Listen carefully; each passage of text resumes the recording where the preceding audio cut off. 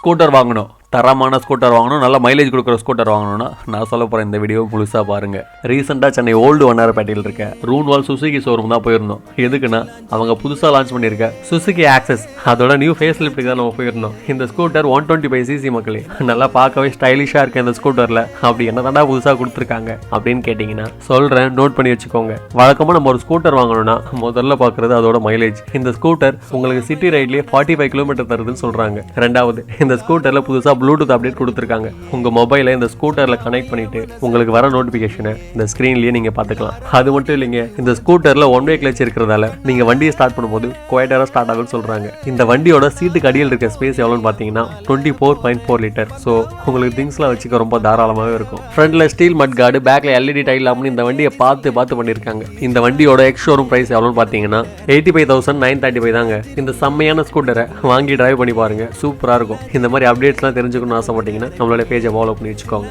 Thank you so much, bye.